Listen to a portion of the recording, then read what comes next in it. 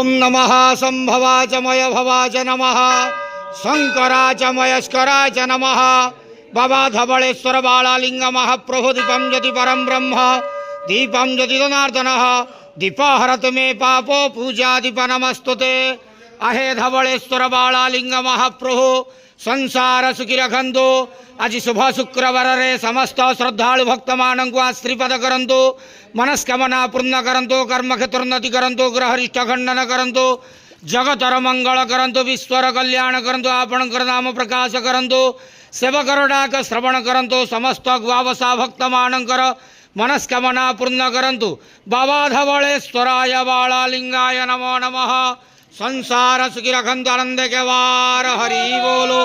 आज शुभ शुक्रवार रे समस्त श्रद्धालु भक्त मानक श्रीपद करंतु आनंद के वार हरि बोलो। बाबा धवलेश्वराय बालालिंगाय नमो नमः।